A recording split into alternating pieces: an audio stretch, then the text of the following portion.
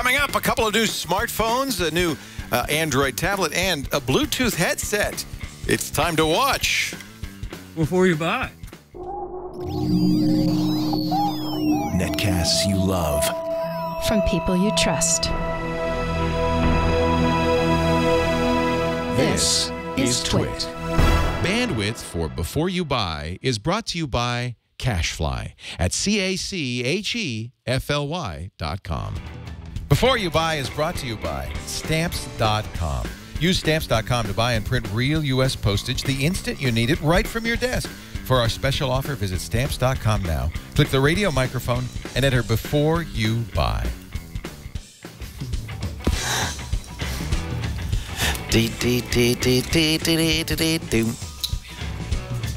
And there we go. We got our technical director, Brian Burnett, doing double duty today on Before You Buy. This is the product review show on TWiT, where we give everybody who works at TWiT a chance to play with great new products and give you their review. Now, Brian is our technical director here for Before You Buy, does a lot of editing, is a great guy to have around, one of our newest employees.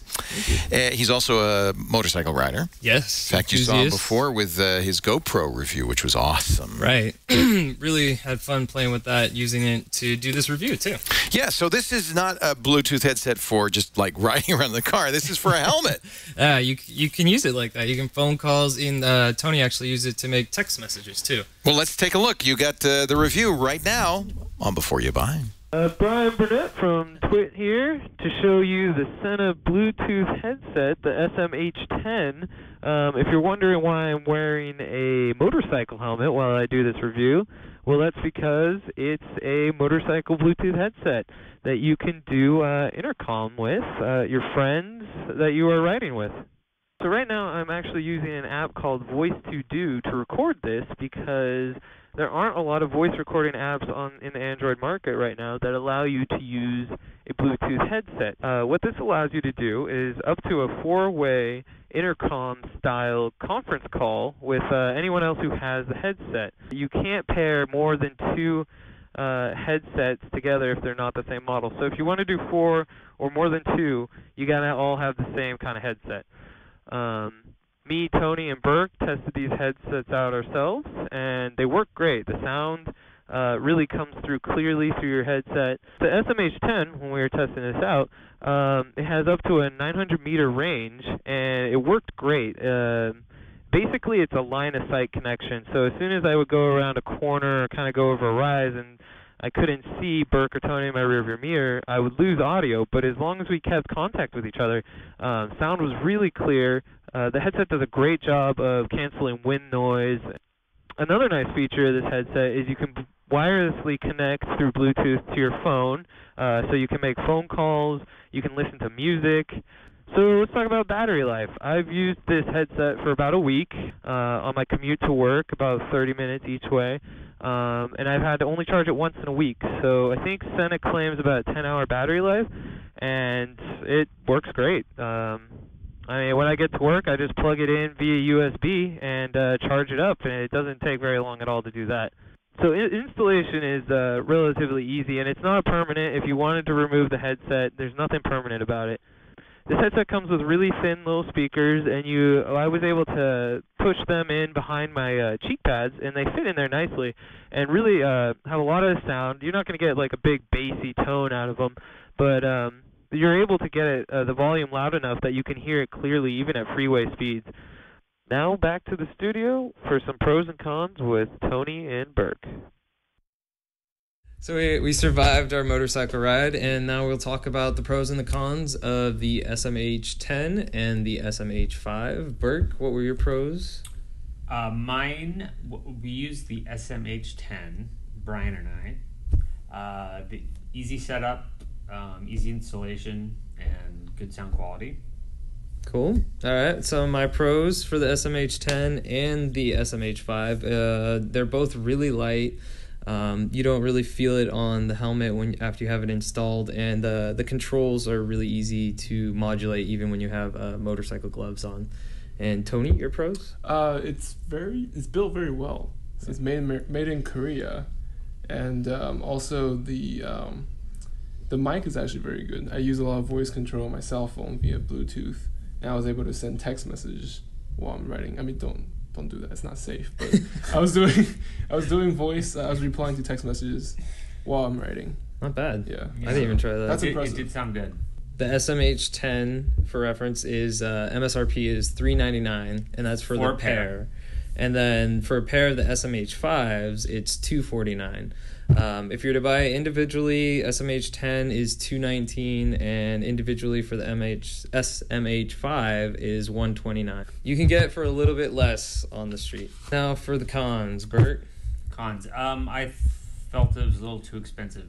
One of my cons would be, and it's not really a big con, is if you go around a turn or you go over like a hill and you lose sight of the person that you're doing the conference call with, you lose audio. We had to go pretty far out of line of sight before we even broke up. You really had to lag Like, really around the far corner. behind before you lost connection. Yeah. So my con is actually not a real con. It's just the installation Velcro stickies. They don't give any extra ones. So if you're stupid like me and you stick it on top of the helmet and you pull it off and it doesn't work anymore, that might be a problem for you. Unless you're like Burke and you I would have have to makeshift. Say, I did the same thing. I just used bigger, Use your own Velcro. Use your own Velcro. Yeah. Bring your own Velcro. Yeah. So is it buy, try, or don't buy? All right. 2 buys and a try. All right. Well, thanks, guys, for helping me with this review. This has been the SMH10 and the SMH5 from Sena Bluetooth headsets. See you next time on Before You Buy. Thank you, Brian. So you, Tony, and Burke, you're all bikers. Yeah, we're the TWiT motorcycle gang. That's awesome. Nice job, guys. And you were testing the SMH10, not the 5 on this. Me and Burke did the 10, and Tony did the 5. And your audio was coming from a 10. My audio was coming from the 10. Yeah. Okay. But from what Tony said, the audio is pretty just similar. as good. Yeah. The only real difference is the 5 is a little bit smaller, battery life's not as long, but that's about the difference. I'm impressed that, because Bluetooth is supposed to only go about 10 meters, 30 feet. Yeah. It seems like it went farther than that. So, yeah, they listed it 900 meters. I think that's like 930. So they're doing something more than just plain old Bluetooth. There's something else going on. Maybe it is, in fact, line of sight. It is. It's an infrared or something. But yeah, as long as you can see the other person, it worked great. That's fantastic. Well, really neat. I would say definitely a buy. Even, Burke's just a cheapskate. Yeah. Okay. on the Sena Bluetooth motorcycle headset. Well, actually, the biggest product we got into the TWiT Brick House this week, of course, was the iPhone 5. We've all tried it, but we thought we'd let Sarah Lane, who's the host of i5 for the iPhone, be the first to deliver a review. Sarah? Hey everybody, Sarah Lane here with TWiT for Before You Buy. I have been tasked with the very, very difficult job of reviewing the iPhone 5 for you all. I'm kidding, of course, because I'm kind of the iPhone person around here. We do a show about iPhones, i5. Leo and I talk about iOS on iPad Today each week, so it just kind of made sense that I would talk about the iPhone. But I want to try to give it as honest a review as possible because, of course, it's all about whether you should buy it or not and what you should know beforehand. First things first, this is LTE capable. This is a Verizon iPhone. Now, of course, I, living in San Francisco, have the option of going AT&T or Verizon. And Verizon LTE, although I've heard the same of AT&T, is really fast. So I noticed right off the bat that anything that requires internet is a lot faster, and in some cases, faster than the Wi-Fi that might be available in the same space. You've also got the longer iPhone itself. I call it the long phone because you've got another row on your home screen, and any other screen, of course, of apps to choose from. So this is the sort of thing that I have mixed feelings about so far. It seems okay. It doesn't make the phone too much bigger than my previous 4S, which I still love, by the way. But it does take some getting used to. It's almost like, there's a lot going on here. What do I put on my home screen? Because now it's a little bit more complicated. I think I'm going to get used to it. It is a little bit thinner. Not a ton thinner, but it's definitely thinner. And you really do feel the difference when you're holding it because it's also lighter. In fact, I've had people say, I think I need a case on this thing because it's like it's going to float away. It's so light. It's not really that much lighter, actually, when you actually look at the specs between the previous iPhones, 4 and the 4S being of pretty much the same weight, and the 5. there's not a huge difference, but because it's longer, because it's thinner, and because it's somewhat lighter, it really does feel like it's almost missing a battery in there or something, but it's not. By the way, what's cool about this is battery is almost always even an iPhone lover's biggest complaint. You start the day with a full charge. If you have a certain amount of brightness so that you're comfortable reading throughout the day and you use your phone fairly regularly, sometimes you don't get through the whole day. You might have to have a Mophie pack or something for additional battery. This phone, it's faster. It's actually got a faster internal computer, and the battery holds up. And in some cases, people say it's actually better than it was before. So you're actually getting the same quality with a better package. What else can we talk about? Headphone jack is on the bottom. I made a big deal about this when it came out, and everyone went, yeah, whatever. iPod Touch has been doing that for a while. It's not a big deal. People are used to it. I still think that's strange. When I put my phone in my purse, the headphone jack comes out the top, and that's sometimes how I find it, and I've got my earbuds and the whole thing. So that's going to take some getting used to, too.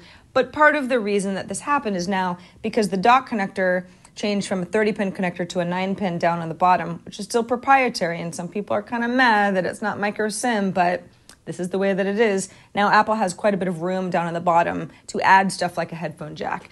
So the top of the iPhone is nice and fluid. You got your little on-off button, and that's about it. One thing that people have started to complain about, and this is particularly with the black models, is this anodized covering. We've got a nice new covering on the back, which looks lovely right out of the box and quickly gets a little scuffy looking. You know, it's not the same beautiful glass that the black and white iPhone 4S has had. This helps it be thinner and lighter, yes, definitely, but a little bit more fragile and more susceptible to nicks and scrapes. Now, if you don't have a case with your iPhone, whether it's an iPhone 5 or any iPhone, you know that you're always susceptible to nicks and scrapes, but it sounds like these guys are a little bit more fragile than their predecessors. Word on the street is that the white iPhones hold up a little bit better, but I'm hearing complaints across the board, so that's something to keep in mind. Pros with this, if you're an iPhone lover already, it's just the logical next step. This phone is amazing. It's beautiful, it's thinner, it's lighter, it does everything that you want it to do, plus it's running the best version of iOS 6 there is, so it really is an upgrade. Cons, it's expensive, it's definitely fragile and might be a little too fragile for you, and if you were looking for a reason to switch to iOS and didn't have one already, I'm not sure that iOS 6 and a larger iPhone is going to really sway you. It's not that much of a difference from the ecosystem that Apple already had. It's a nice upgrade, but it's not anything revolutionary or different. For me, I think it's clear, it's an absolute buy, but I'm a little biased, but that's okay. Buy it. You know, I have mixed feelings about this. Of course, if you have an iPhone, you're going to want the new iPhone no matter what. I mean, you're just going to buy the new iPhone, aren't you? But this one is not so much better than the 4S that I would run out and get it. My recommendation would be buy if you have an earlier iPhone, but if you have a 4S, it might be worth a try. It's certainly true if you're in an LTE area, either with Sprint, AT&T, or Verizon, you should look at it. LTE is so much faster. The good news is the battery life, even on LTE, and I'm on LTE here at our brick house, does not diminish with LTE. Apple's done some magic, and it has at least as good battery life as the earlier iPhones. You know, it's a no-brainer if you're an iPhone user. If you're not, I'd have to say you'd probably want to look at the top-of-the-line Android phones. And I'm going to show you one in just a moment that has some pretty amazing battery life. But first, let's talk about our sponsor for the show today. Let me show you Stamps.com, ladies and gentlemen, Stamps.com. It's basically the post office on demand. Why wait till the post office is open to buy and print postage? Why wait to mail things till the post office is open? You can do everything you could do at the post office from your own desk using Stamps.com. Stamps.com lets you buy postage any time of the day or night on demand, lets you print that postage on your own printer. You don't need special inks or a postage meter, and even lets you mail stuff, things like international mail or larger than 13-ounce packages that normally you'd have to go to the post office. With Stamps.com, you don't. The mail carrier comes to you and picks it up. You can even schedule free pickups, so you never really have to leave for the post office. And I got to say, I love this digital scale. We ended up getting 2 Stamps.com account, so we'd have 2 USB scales, up to 25 pounds on this scale. You never have to guess about how much postage you need. You just plop the letter or package on there and print the postage out. Stamps.com prints the mailing label, too. It'll even print right on the envelope, and one of the nice things about printing on the envelope is you can have your logo, the company logo. It prints the address. If you use QuickBooks, Etsy, Amazon, eBay, it gets the address right off the page. It makes it much, much easier for you to do your mailing. This is the mailer. This is a pro tip for anybody who does a lot of mailing. Stamps.com. If you want to try it right now, we have a no-risk trial offer for you that's fantastic. Go to Stamps.com. Don't take that $80 offer. Click the radio microphone in the upper right-hand corner and get the $110 value, the $55 in free postage. The digital scale, you just pay shipping and handling about $5. To make up for that, they give you a $5 supply kit and a 4-week trial. Cancel at any time. Pay nothing if you choose. The scale is yours to keep no matter what, and it is a handy thing to have. Stamps.com. Try it free today. Stamps.com.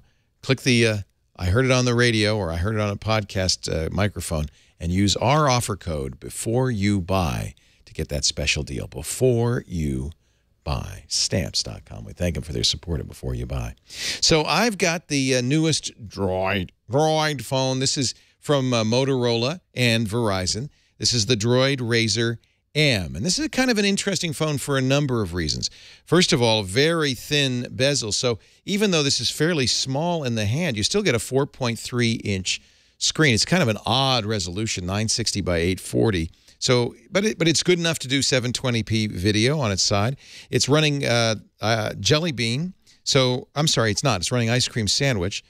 I think, you can always tell by clicking, see, when you click that Google search bar and you get this instead of Google Now, you know you're running Ice Cream Sandwich. But it does have some nice Motorola features. This is one of the Motorola widgets, lets you spin these little dials here. The screen, gorgeous. It is an LCD screen, but works very well at every angle. The color's good, saturation's good, size is good. And so it's a smallish, heavy phone, dense phone that gives you a big screen and a fairly compact package. But the thing I found most amazing is the battery life. And that's a good thing because I don't think you can get this back open to replace the battery. But take a look. I did some battery testing. I was able to get on standby 4 days, 3 hours, and 53 minutes, and I still had 13% charge left. This phone just sips. Yes, Wi-Fi was on. It was downloading email. It was updating my calendar. I wasn't making any phone calls, but I was using the phone, and I got 4 days on a single charge. That is unheard of. They put a fairly hefty battery in here, but this isn't even the Razer Max, the one that they're claiming great battery life. There will be a Razer Max HD with a much bigger screen out soon on Verizon. I also got very good LTE performance. Now, your mileage will absolutely vary depending on network congestion and where you are. You may not even have LTE in your neck of the woods, but if you do, look at the download speeds I was getting. The top there is Wi-Fi.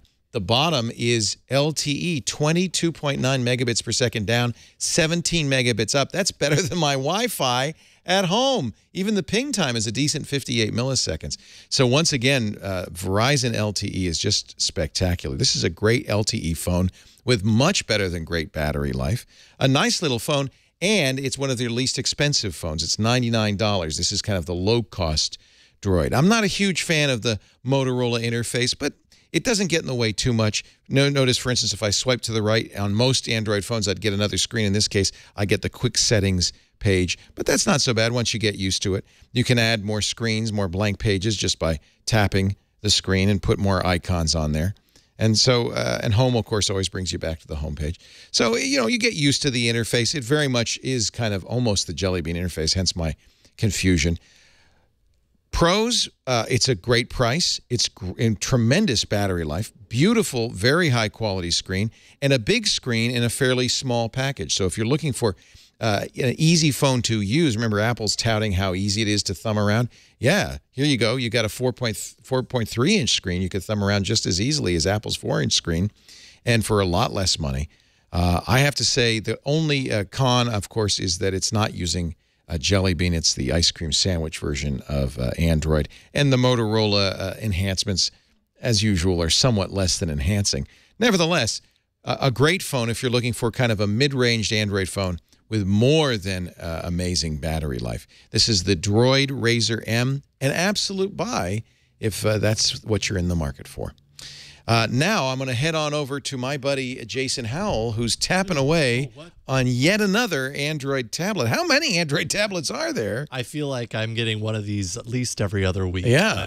But, in some cases every week. Now, this is from the king of Android tablets, Samsung. They were the first to do them. Now, not maybe the best, but is this the 10-1 Note? Note. So this is not the Tab. This is the Galaxy Note, of course. That means it has the S Pen, which is, as I've been corrected on my review that I posted early on YouTube, not just a stylus, but it's more an integral part of the Wacom digitizer that's a part of the Note series. Let's take a look. Let's do that.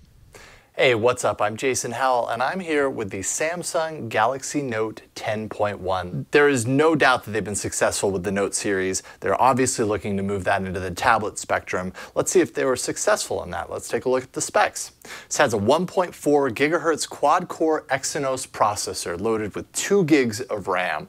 It has a 10.1-inch screen at 1280 by 800 resolution. It's Wi-Fi only in the US. There are also models that support HSPA Plus overseas. Micro SD card slot, which stores up to 64 gigs of storage. There's an IR blaster at the very top, so you can use it as a universal remote. Underneath, you'll find the signature S Pen, as Samsung likes to call it, and it's running Android 4.0 Ice Cream Sandwich. Samsung says Jelly Bean will be arriving very soon.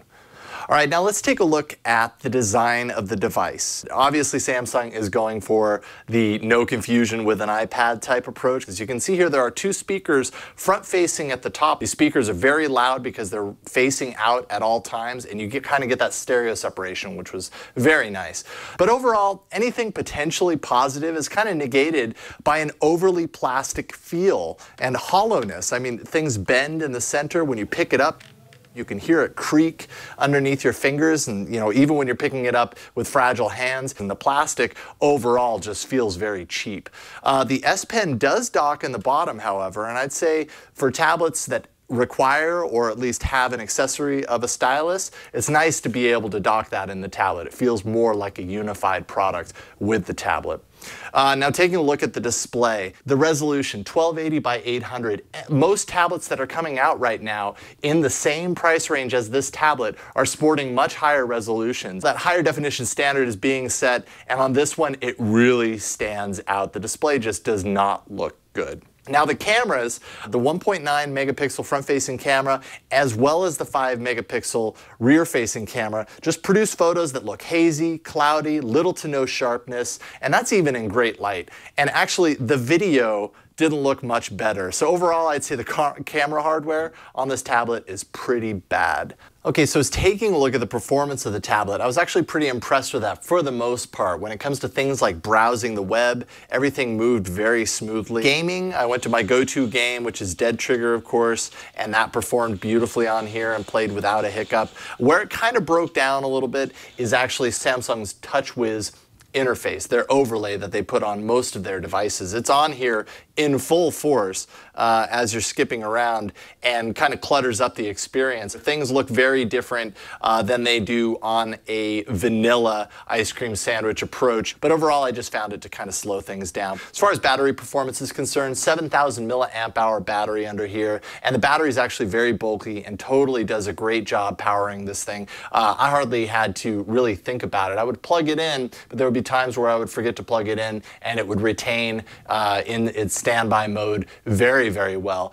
Now the S Pen that I have here is definitely a differentiator for this tablet. It's a pressure sensitive pen, and Samsung touts around 1,000 levels of sensitivity. The shape of the pen actually prevents it from rolling away, but overall the pen is just very cheap feeling. It has this multi-purpose button on the side, but it's really limited to a couple of uses and you can't program the button. But there are no batteries, so that's a plus. All right, so let's take a look at the pros of the Galaxy Note 10.1 tablet. The S Pen is definitely a differentiator. It's very unique. The performance of the tablet as a whole was pretty impressive for most tasks, and the battery is ample. Now the cons. The design, though well thought out in some areas like the speaker placement, completely ignores pitfalls in others. The display resolution just doesn't compare at all with similar sized and priced tablets. The camera produces fuzzy, grainy, hazy pictures and videos. And finally, TouchWiz is impossible to ignore, and you can't help but feeling that it's kind of slowing the whole process down. Overall, whether you should buy this tablet really depends on how badly you need this stylus. Sorry, Samsung, I know you're calling it an S Pen, but it's a stylus. If that's something that you absolutely need in your tablet, this might be one of the only players in town, so you might have to go with it. Otherwise, I would absolutely recommend that you not buy the Galaxy Note 10.1. There are other tablets that are similarly priced that give you a lot more bang for your buck and just are a lot more fun to use than the Samsung Galaxy Note 10.1 tablet. You can catch my reviews on All About Android at twit.tv/AAA. And thank you so much for checking out my review of the Samsung Galaxy Note 10.1. The long version of that review is available on YouTube, youtube.com/twit, or on your Google+. It's a lot longer. Yeah, it's almost twice as long because I had to cut this down for before you buy, but I definitely go into detail as far as the software, specifically the software surrounding the S Pen, because there's a lot of TouchWiz specific, made by Samsung apps that work directly with the S Pen, and that's very important for people who have a need to use a tablet with an enhanced kind of stylus. Well, we saw that with the best-selling Galaxy Note, and we're going to see it even more so with the Galaxy Note 2. Now, that's got a Wacom digitizer. That's one of the reasons the screen isn't as good as it could be. Yeah, exactly. Supposedly, they aren't able to increase the resolution because of that digitizer overlay. And I think it's important for me to point out from the review, and this is something that I probably should have put in there, if what you're looking for is a tablet. If you want to draw? If you have a specific need for a Wacom digitizer and you're looking for an Android tablet, A, this is one of the only games in town, and B, it'll probably do a lot of those things pretty sufficiently. People are pretty passionate about it if they're really into the Wacom game. I think my review, my recommendation for not buying really goes to everyone else. So if I could do it again, I'd say if you're looking for a stylus / Wacom digitizer capability, try it. Otherwise, don't buy it, only because you're going to be paying the same amount as something like another tablet I reviewed, the Asus Transformer Pad Infinity, which is excellent for the same cost. You actually get much better specs. And just for a general tablet, for general use, you'd be much wiser spending your money on a different tablet. It's a little bit Samsung's fault here. They probably should build this as a specialty tablet designed for people who want to use a stylus and want the Wacom digitizer, not as a general purpose 10-inch tablet. Is the Asus your pick if I had to pick one 10-inch tablet around the $500 price range? Absolutely. That Asus Transform Pad Infinity is pretty awesome. So a qualified don't buy on the Samsung 10.1 Note. Do buy it if that's what you're looking for, a digitizing tablet with a stylus. You're probably going to have the patience and the time to really dig into it and pick apart some of the software that's specifically tied into the S Pen. And I understand the passion because I was a Galaxy Note user and loved it, and I can't wait for the Note 2. I'm looking forward to your review of that. That's coming out soon, and that's going to be a very interesting, kind of smaller version. Of this Galaxy 10.1 Note. Absolutely. All right, well, that's it for Before You Buy. I want to thank all our reviewers, and we had a bunch of them, besides Sarah Lane and Jason Howell, who, of course, is the producer of TNT and a host on All About Android. We also had our triumvirate of trike riders, Brian Burnett, our technical director, Tony Wang, and Burke McQuinn. Thank you all for reviewing those products. Thank you, Jason Howell, for being here, and thank you for watching. Remember, each week we do this show so you know what to buy and what not to buy. So make sure you watch before you buy. We'll see you next week. Bye-bye.